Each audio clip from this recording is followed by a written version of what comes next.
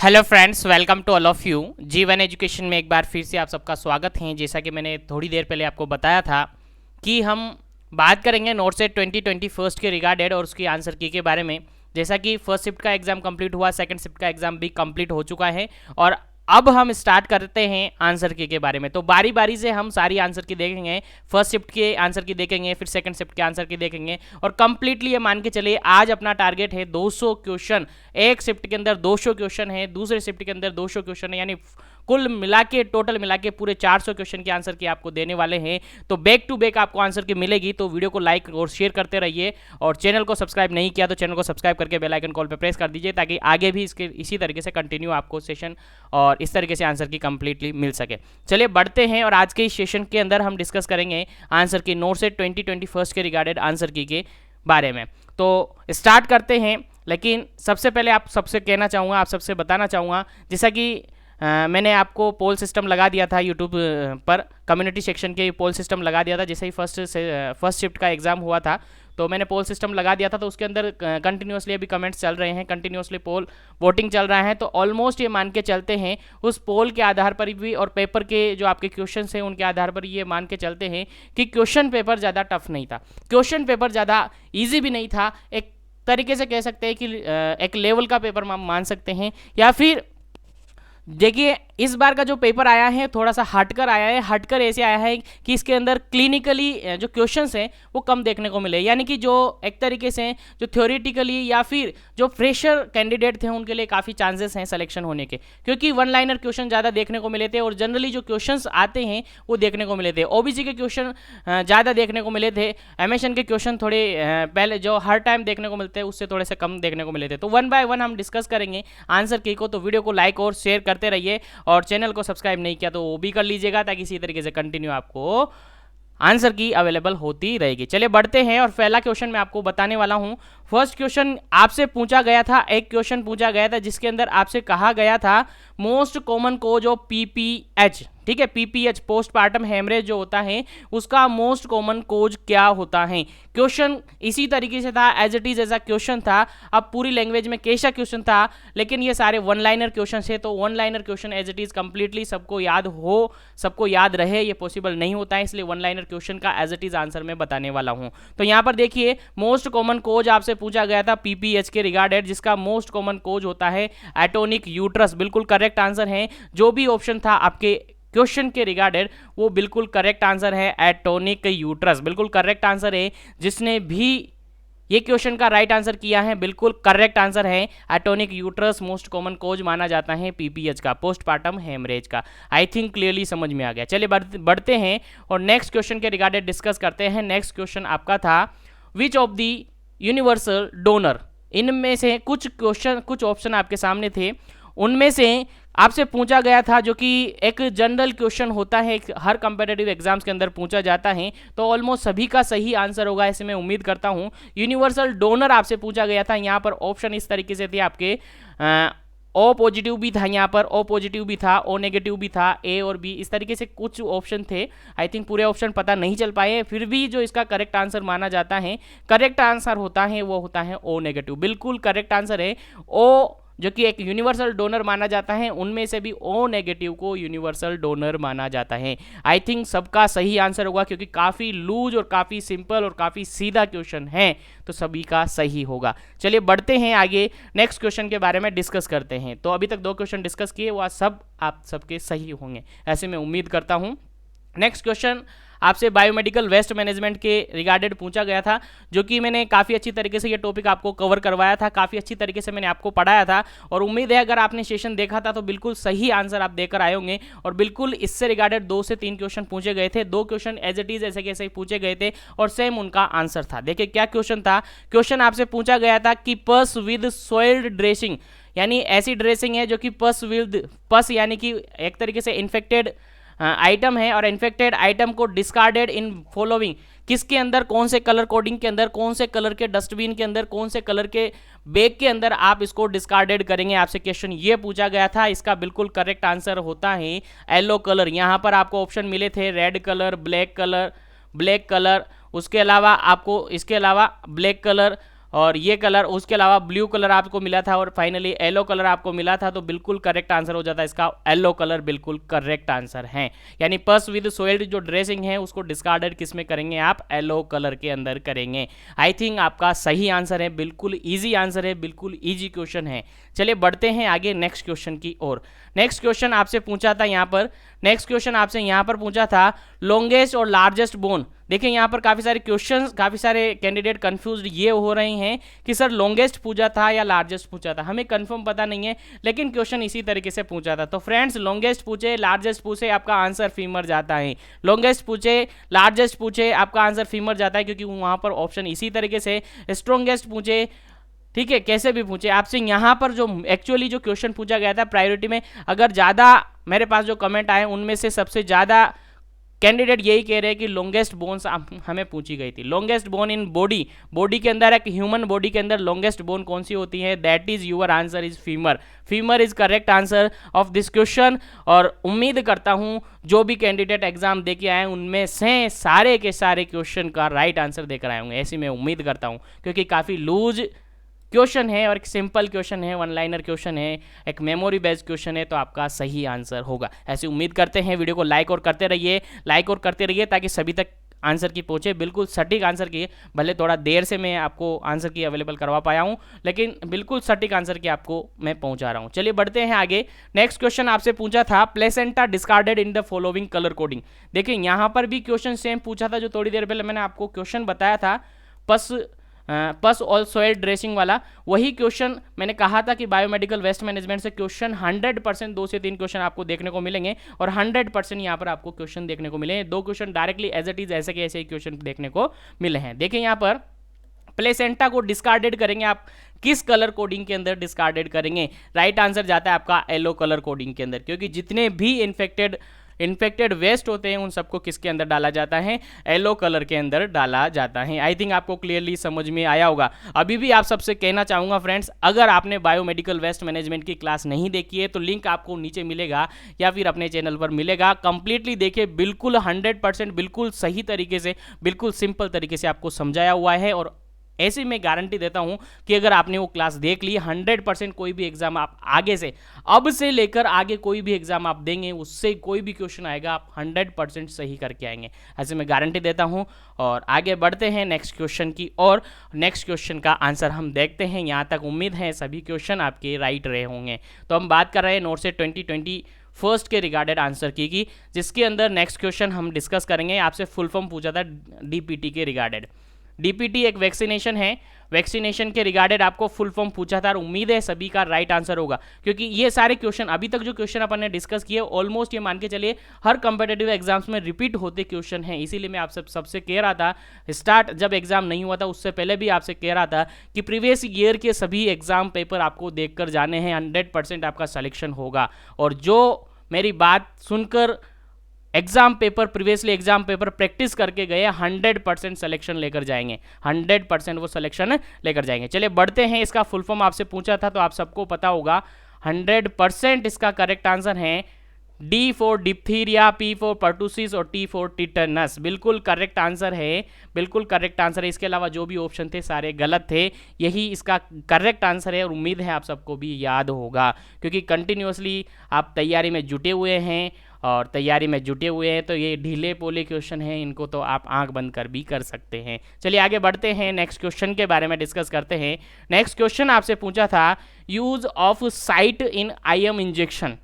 देखिए IM injection की site पूछी थी जिसके अंदर आपको वैक्सीन लगाना था डीपीटी, यानी डिप्थीरिया, पर्टूसिस और टिटनस का जो वैक्सीन होता है वो आपको लगाना है, और इसकी साइट होती है, इसका रूट होता है आईएम यानी इंट्रामस्कुलर आपको इंजेक्शन लगाना है, इंजेक्शन फॉर्म में है। इसकी साइट आपसे पूछी थी, और मोस्टली आप सबको पता है वैक्सीन है तो बच्चों के अंदर लगाया जाएगा, न्यूबॉर्न के अंदर लगाया जाएगा, चिल्ड्रन के अंदर लगाया जाएगा। और चिल्ड्रन के अंदर मोस्ट कॉमन जो साइट मानी जाती है आईएम इंजेक्शन की, that is vastus lateralis. I think clearly आपको याद होगा, नहीं याद है तो भेजे में घुसा लीजिएगा, बटन खोलकर, चेन खोलकर, जो भी खोले, लेकिन भेजे में घुसा लीजिएगा। 100% सही आंसर है और 100% रिपीट होने वाला आंसर है, मोस्ट इंपॉर्टेंट क्वेश्चन है। आगे भी कंटिन्यूसली अगर आप एग्जाम देंगे तो आपको देखने को मिलेगा। चलिए बढ़ते हैं आगे नेक्स्ट क्वेश्चन पर।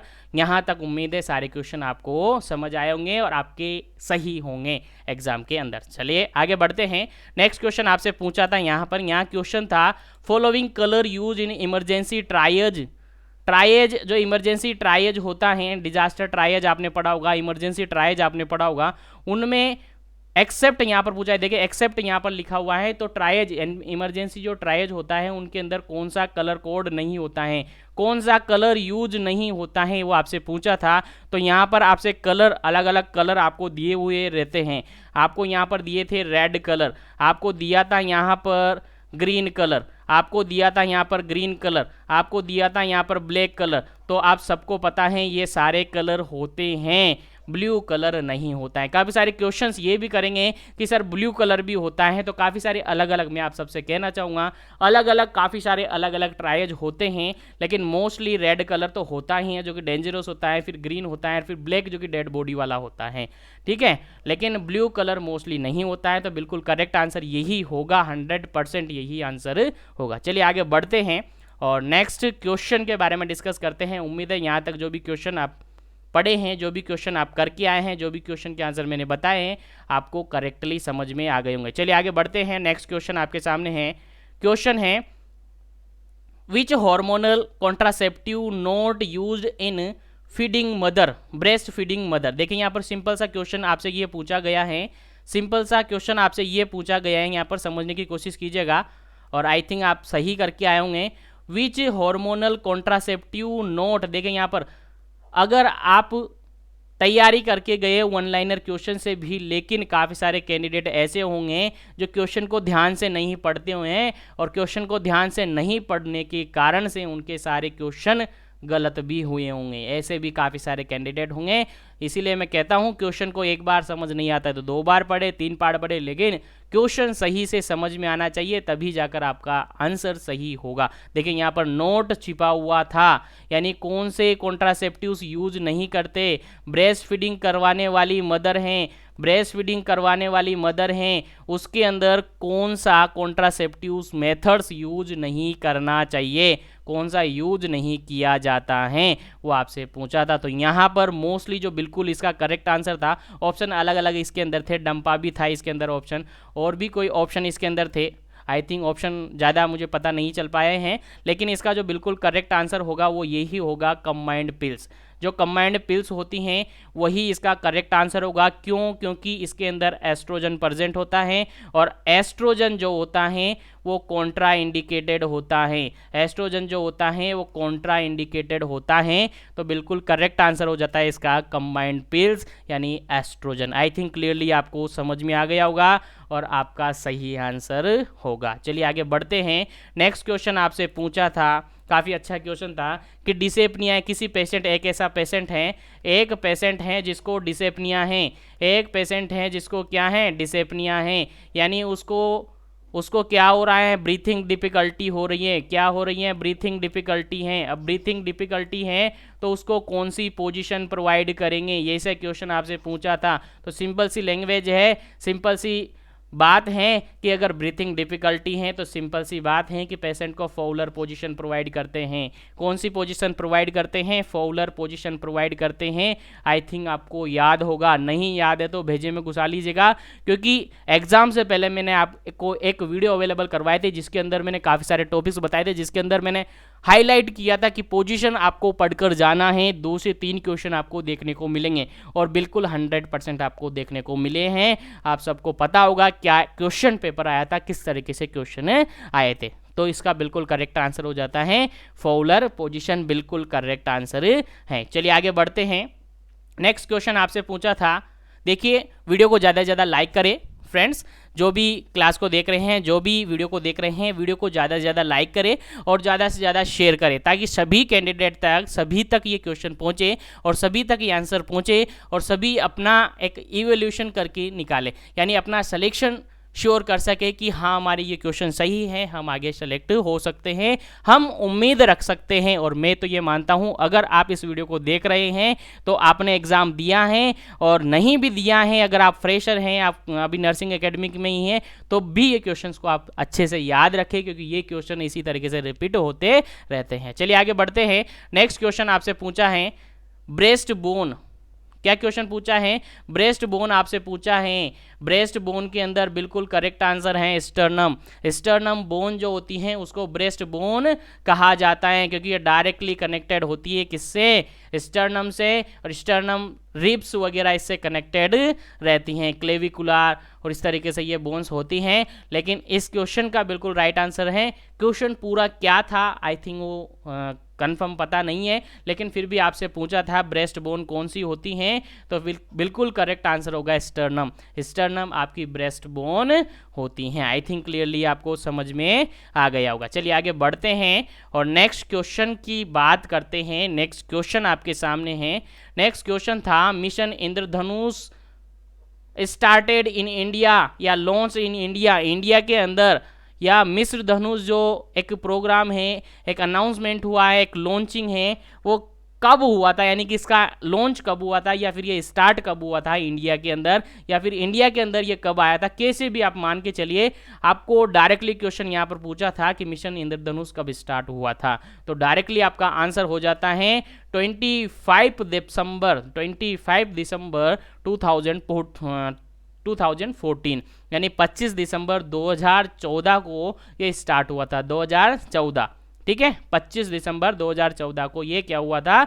स्टार्ट हुआ था। आई थिंक क्लियरली आपको समझ में आ गया होगा, और जो क्वेश्चन बताए वो आप सही करके आए होंगे। चलिए आगे बढ़ते हैं, नेक्स्ट क्वेश्चन के बारे में डिस्कस करते हैं। नेक्स्ट क्वेश्चन आपसे पूछा था नेबुलाइजर मास्क, जो नेबुलाइजर होता है, नेबुलाइजेशन अपन करते हैं, उसके मास्क से रिगार्डेड क्वेश्चन था, ठीक है, मास्क से रिगार्डेड क्वेश्चन था। और दूसरा क्वेश्चन था चेडविक साइन, जो कि एक प्रेगनेंसी साइन होता है, प्रेगनेंसी के अंदर देखने को मिलता है चेडविक साइन, इससे क्वेश्चन आपसे पूछा गया था, ठीक है। अब क्या क्वेश्चन पूछा किया था एग्जैक्ट मुझे भी पता नहीं है, और आपको पता है तो ज़रूर कमेंट सेक्शन में कमेंट करें। अगर जो क्वेश्चन मैं नहीं बताया हूं, जो क्वेश्चन मैं आपसे नहीं शेयर किया हूं, वो सारे क्वेश्चन अगर आपको याद हैं तो कमेंट सेक्शन में ज़रूर पुट करें।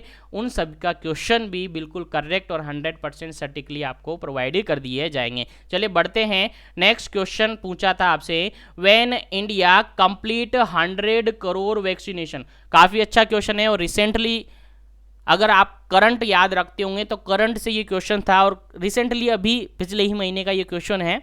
यहाँ पर क्वेश्चन ये पूछा था कि इंडिया के अंदर 100 करोड़ वैक्सीनेशन कब हो गए थे, यानी कंप्लीट कब हो गए थे 100 करोड़ वैक्सीनेशन। तो इसका बिल्कुल करेक्ट आंसर है 21 अक्टूबर 2021। 21 अक्टूबर 2021 को कंप्लीट हो चुके थे 100 crore vaccination in India.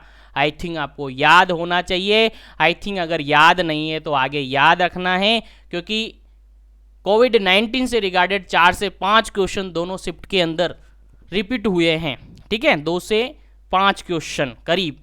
Next question आपसे पूछा गया था, देखिए वीडियो को दबाकर आप लाइक कीजिएगा, वीडियो को ज़्यादा से ज़्यादा लाइक कीजिएगा, ज़्यादा से ज़्यादा शेयर कीजिएगा, ताकि सभी तक ये पहुँचे और सभी को बेनिफिट हो सके, ठीक है। चलिए बढ़ते हैं आगे, नेक्स्ट क्वेश्चन के बारे में डिस्कस करते हैं। नेक्स्ट क्वेश्चन आपसे पूछा गया था विच साइज केनुला। देखिए केनुले से हर बार क्वेश्चन आता है। केनुला जो होता है, आईवी जो केनुला होता है, उससे रिगार्डेड हर बार एग्जाम में क्वेश्चन पूछा जाता है। पिछली बार आपने देखा होगा एम्स या नोरसेट 2020 के अंदर केनुला का इमेज आपसे दिया था, इमेज आपको दिया था, और इमेज से रिगार्डेड आपसे उसका साइज पूछा था, यानी नंबर आपसे पूछा था कितने गोज का था। लेकिन यहाँ पर इमेज नहीं देखकर क्वेश्चन डायरेक्टली पूछा गया है कि कौन से साइज का कैनुला आप यूज करेंगे किसके अंदर, ब्लड ट्रांसफ्यूजन के अंदर, या फिर कोई पर्सन है, कोई पेशेंट है जो कि ट्रॉमा में आया है, या रोड ट्रैफिक एक्सीडेंट में आया है, रोड ट्रैफिक आरटीए से आया है, तो उसके अंदर आप कौन सा कैनुला यूज करेंगे, कौन सा कैनुला आप यूज करेंगे, ये आपसे क्वेश्चन पूछा था। और उम्मीद है आप सबको याद होगा। अगर नहीं है तो याद कर लीजिए, नहीं है तो रट लीजिए, भेजे में घुसा लीजिए, क्योंकि ये क्वेश्चन भी आपके लिए काफ़ी इंपॉर्टेंट है। और इस क्वेश्चन का देखिए यहाँ पर ऑप्शन इस तरीके से थे, 16 गोज था, 18 गोज था, 20 गोज था और आई थिंक यहाँ पर 22 गोज भी था। इस तरीके से ये ऑप्शन थे। तो यहाँ पर दो ऑप्शन में आपको कन्फ्यूज़न देखने को मिल सकता है। देखिए जनरली अगर अपन ब्लड ट्रांसफ्यूजन के अंदर जो कैनुला यूज करते हैं वो 18 गोज का यूज करते हैं। कितने गोज का? 18 गोज का यूज करते हैं। एक जनरल कॉमन सी बात अपन कहे तो, एक जनरली। लेकिन अगर एम्स की अकॉर्डिंग अपन बात करें, अकॉर्डिंग टू एम्स अपन बात करें, दिल्ली एम्स की अपन बात करें, अकॉर्डिंग टू दिल्ली एम्स की अपन बात करें, तो वो इस क्वेश्चन का राइट आंसर मानेगा कितना? 16 गोज बिल्कुल करेक्ट मानेगा। अब वो डिपेंड करता है कि एम्स क्या मानता है। बाकी इसका बिल्कुल करेक्ट आंसर होना चाहिए 18 गोज, लेकिन चांसेस कम हैं क्योंकि अकॉर्डिंग टू एम्स जो इसका आंसर माना जाता है वो 16 गोज हैं और आप एग्जाम दिए हैं एम्स का, तो बिल्कुल करेक्ट आंसर आपको क्या माना जाएगा? 16 गोज ही माना जाएगा। तो ब्लड ट्रांसफ्यूजन के रिगार्डेड जो कैनुला साइज होता है वो होता है 16 गोज। आई थिंक आपको क्लियरली याद होगा। चलिए बढ़ते हैं नेक्स्ट क्वेश्चन के रिगार्डेड। नेक्स्ट क्वेश्चन आपसे पूछा था कि golden colour of amniotic fluid. Amniotic fluid का जैसा कि कलर आप सबको पता है एक मतलब क्लियर होता है, ठीक है। जो एमनियोटिक फ्लूइड का कलर होता है बिल्कुल क्लियर होता है, ठीक है। लेकिन अगर एमनियोटिक फ्लूइड के अंदर अलग अलग से कलर आ जाते हैं, रेड हो जाता है या फिर अलग अलग से कलर आ जाता है, तो कुछ क्या करता है, वो एबनॉर्मलिटीज को इंडिकेट करता है। तो यहाँ पर आपसे पूछा था कि गोल्डन कलर का अगर एमनियोटिक फ्लूइड है तो वो इंडिकेट करेगा, तो डायरेक्टली आपका आंसर जाता है RH इनकम्पैटिबिलिटी। बिल्कुल करेक्ट आंसर है। अगर एमनियोटिक फ्लूइड का कलर कैसा हो गया है? गोल्डन इन कलर हो गया है, गोल्डन कलर का हो गया है एमनियोटिक फ्लूइड, तो डायरेक्टली आपका आंसर जाएगा RH इनकम्पैटिबिलिटी पर। आई थिंक क्लियरली आपको याद है, आई थिंक क्लियरली आपको याद होगा और आई थिंक आप सही करके आए होंगे, ऐसी उम्मीद करते हैं। और आगे बढ़ते हैं, लेकिन वीडियो को दबाकर लाइक कीजिएगा, शेयर कीजिएगा ज़्यादा से ज़्यादा ताकि सभी तक ये क्वेश्चन पहुँचे। और चैनल को अगर सब्सक्राइब नहीं किया है और इसी तरीके से आपको कंटिन्यूअसली वीडियो अवेलेबल रहनी है या कंटिन्यूअसली आपको ये सारी वीडियोस देखनी है और इसी तरीके से कंप्लीट आपको एक आंसर की लेनी है, तो चैनल को सब्सक्राइब करके बेल आइकन कॉल पे प्रेस कीजिएगा, क्योंकि इसी तरीके से हर वैकेंसी की नज़र या हर वैकेंसी पर नज़र रखता है जीवन एजुकेशन। चलिए बढ़ते हैं आगे। नेक्स्ट क्वेश्चन की बात करें। नेक्स्ट क्वेश्चन आपसे पूछा था, कुछ इमेज बेस्ड क्वेश्चन थे, ज़्यादा इमेज बेस्ड क्वेश्चन भी नहीं थे इस बार, ठीक है, लेकिन फिर भी यहाँ पर इमेज बेस्ड क्वेश्चन थे। आइडेंटिफिकेशन के लिए आपको से बोला था, कुछ इमेज दिए हुए थे उसमें आपको आइडेंटिफाई करना था, ठीक है। तो बाय मैनुअली कॉटरी के बारे में यहाँ पर पूछा था। उसके अलावा डेवियर्स रिट्रैक्टर के बारे में आपसे पूछा था, ये भी इमेज बेस्ड क्वेश्चन था आई थिंक, ठीक है। जो मुझे बताया गया है कमेंट्स के अंदर, मैसेज के अंदर, उसी को मैंने आपके सामने रखा है। चलिए उसके अलावा क्वेश्चन पूछा था रूल ऑफ 9, और आई थिंक आप सबको पता है रूल ऑफ 9 क्या है। रूल ऑफ 9 के रिगार्डेड आप सबको पता होगा कि बर्न पेशेंट के अंदर, कोई बर्न पेशेंट है उसके अंदर टोटल बॉडी सरफेस एरिया को मेजर करने के लिए काम में लिया जाता है। यानी rule of 9 used to measure the total body surface area, TBSA, total body surface area को मेजर करने के लिए रूल ऑफ 9 का यूज किया जाता है in burn patient. I think clearly आपको याद होगा और आई थिंक आपका सही आंसर होगा, तो सही से आप आंसर देकर आए होंगे ऐसी उम्मीद करते हैं। आगे बढ़ते हैं।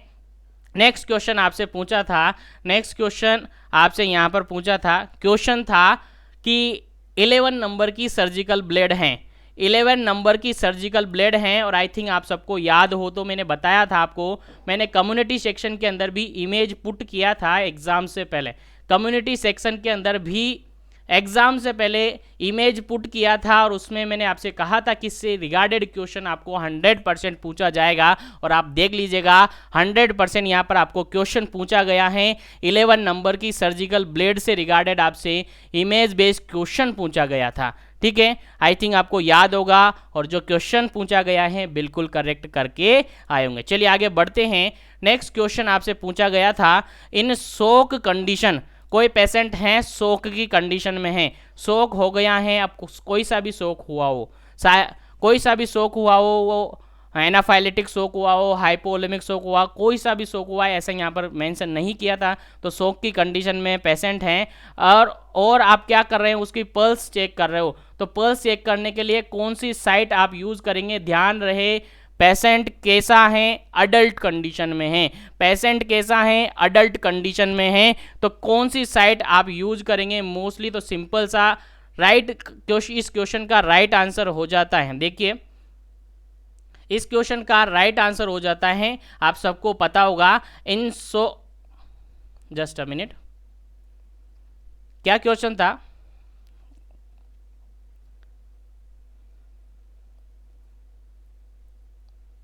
देखिए इस क्वेश्चन का बिल्कुल करेक्ट आंसर होगा कैरोटिड, ठीक है, बिल्कुल सही आंसर होगा। फिर भी एम्स क्या मानता है इस क्वेश्चन के रिगार्डेड वो हम आगे देखेंगे, ठीक है। तो उम्मीद है यहाँ तक के सारे क्वेश्चन आपको सही से समझ में आ गए होंगे। चलिए आगे बढ़ते हैं और नेक्स्ट क्वेश्चन के रिगार्डेड हम पढ़ते हैं कि क्या क्वेश्चन आपसे पूछा गया था। देखिए एंगल ऑफ आईएम इंजेक्शन के रिगार्डेड एंगल आपसे पूछा था, और आई थिंक आप सबको पता है जो ड्रग एडमिनिस्ट्रेशन में आपने पढ़ा होगा रूट ऑफ, ठीक है, या एंगल, तो उसके रिगार्डेड आपसे आईएम इंजेक्शन का रूट पूछा था या एंगल पूछा था। काफ़ी सारे कैंडिडेट कंफ्यूज भी हो रहे हैं, लेकिन एंगल से रिगार्डेड क्वेश्चन था तो 90 डिग्री का एंगल मोस्टली रखा जाता है। उसके अलावा 45 का भी हो सकता है, लेकिन बिल्कुल करेक्ट आंसर होता है तो 90 होता है, ठीक है। बाकी 40 भी मान लेते हैं, काफ़ी जगह ऐसा मान लिया जाता है, लेकिन इसका बिल्कुल जो करेक्ट आंसर होगा वो 90 डिग्री एंगल होगा। तो आईएम इंजेक्शन के रिगार्डेड जो एंगल माना जाता है वो कितना माना जाता है, 90 डिग्री एंगल माना जाता है। बिल्कुल करेक्ट आंसर है 90 डिग्री एंगल। आई थिंक क्लियरली समझ में आ गया होगा। आगे बढ़ते हैं, नेक्स्ट क्वेश्चन है यहाँ पर, what is the cause of NTD, neural tube defect, आप सबने पढ़ा होगा। और आई थिंक ये क्वेश्चन मैंने काफ़ी बार, पता नहीं कितनी बार आपको बताया होगा। मैंने इसको फेसबुक जो अपना पेज बना हुआ है उस पर भी काफ़ी बार रिपीटेडली पब्लिश किया है और कम्युनिटी सेक्शन में भी पब्लिश किया है। और लास्टली हम न्यूट्रिशन के रिगार्डेड पढ़ रहे थे तो उसके अंदर भी मैंने भी काफ़ी फोकस किया था कि अगर किसी पर्सन को, किसी पेशेंट को, किसी प्रेग्नेंट लेडी को अगर फोलिक एसिड की डेफिशिएंसी हो जाती है तो उसके अंदर एनटीडी यानी न्यूरल ट्यूब डिफेक्ट होने के चांसेस रहते हैं। तो यहाँ पर डायरेक्टली क्वेश्चन आपसे पूछा था कि जो एनटीडी होता है, न्यूरल ट्यूब डिफेक्ट होता है, वो किसकी डेफिशिएंसी से होता है या फिर उसका कोज क्या होता है। तो यहाँ पर फोलिक एसिड भी था, आयरन भी था, जिंक भी था, इस तरीके से ऑप्शन थे। तो बिल्कुल करेक्ट आंसर इसका होगा फोलिक एसिड, बिल्कुल करेक्ट आंसर है फोलिक एसिड, बिल्कुल सही आंसर है। चलिए आगे बढ़ते हैं, वीडियो को लाइक करते रहिए, शेयर करते रहिए। चलिए आगे बढ़ते हैं, नेक्स्ट क्वेश्चन आपसे पूछा था iron and folic acid dose in pregnancy condition के अंदर आयरन और फोलिक एसिड की जो डोज हैं वो क्या रहती हैं, किसके अंदर, प्रेगनेंसी के अंदर। प्रेगनेंसी के रिगार्डेड यहाँ पर कैलोरी के रिक्वायरमेंट भी पूछी थी, ठीक है, कैलोरी रिक्वायरमेंट भी पूछी थी प्रेगनेंसी में, और आयरन और फोलिक एसिड की डोज भी पूछी थी। तो मोस्टली आयरन और फोलिक एसिड की डोज अपन देखें तो यहाँ पर बिल्कुल करेक्ट आंसर इसका होगा 30 to 60 mg, ये तो mg में होगा, 30 to 60 mg और 400 to 500 माइक्रोग्राम, ये इसकी डोज बिल्कुल करेक्ट आंसर है। यानी यहाँ पर आप इसको अगर एवरेजन में माने तो 50 mg और यहाँ पर माने तो 500 माइक्रोग्राम। अब ऑप्शन में किस तरीके से आपको ऑप्शन दिए थे, किस तरीके से रिगार्डेड ऑप्शन आपको दिए थे, उसके अकॉर्डिंग बिल्कुल करेक्ट आंसर आप लगा कर आए होंगे। लेकिन रेंज यही रहता है 30 to 60 और 400 to 500 माइक्रोग्राम, ठीक है। 30 to 60 mg और 400 to 500 माइक्रोग्राम, तो यही रेंज रहती है। अब आपको ऑप्शन किस तरीके से दिए थे उसके अकॉर्डिंग उसका आंसर चेंज हो सकता है, ठीक है। तो फ्रेंड्स यहाँ तक के जो क्वेश्चन हमने डिस्कस किए, उम्मीद है सारे क्वेश्चन आपको समझ में आए होंगे, सारे क्वेश्चन के रिगार्डेड सारे आंसर आपके सही होंगे ऐसी उम्मीद करते हैं। और अगर इतने से क्वेश्चन हमने देखे और इतने से क्वेश्चन में आपके सारे क्वेश्चन ऑलमोस्ट, इनमें से जितने क्वेश्चन हमने देखे उनमें से अगर आधे भी क्वेश्चन आपके सही निकलते हैं तब भी आप काफ़ी अच्छी तरीके से परफॉर्म करके आए। फिर भी क्वेश्चन हम जो रिमेनिंग क्वेश्चन हैं उनको नेक्स्ट सेशन के अंदर डिस्कस करेंगे, नेक्स्ट वीडियो के अंदर डिस्कस करेंगे। तो जो भी क्वेश्चन हमने देखे हैं उम्मीद है बिल्कुल सही तरीके से आप करके आए होंगे और नेक्स्ट क्वेश्चन हम डिस्कस करेंगे। अगर इनके अलावा कुछ क्वेश्चन अगर आपके पास हैं, आपको याद हैं, जो भी एग्जाम देकर आए उनके लिए कह रहा हूं, जिनको याद हैं वो ज़रूर कमेंट सेक्शन में कमेंट करें या इंस्टाग्राम पर भी आप मुझे सेंड कर सकते हैं ताकि मैं उनके भी आंसर आपको बता सकूं। तो उम्मीद है फ्रेंड्स वीडियो अच्छी लगी होगी तो ज़्यादा से ज़्यादा शेयर कीजिएगा, ज़्यादा से ज़्यादा लाइक कीजिएगा ताकि सभी तक ये पहुँचे और इसी तरीके से कंटिन्यूसली बने रहें जीवन एजुकेशन के साथ। वीडियो को लाइक करते हुए, चैनल को सब्सक्राइब नहीं किया तो चैनल को सब्सक्राइब करके बेल आइकन को ऑल पे प्रेस कर ले ताकि इसी तरीके से कंटिन्यूसली सारे आंसर की आपको अवेलेबल हो जाए। तो थैंक यू वेरी मच।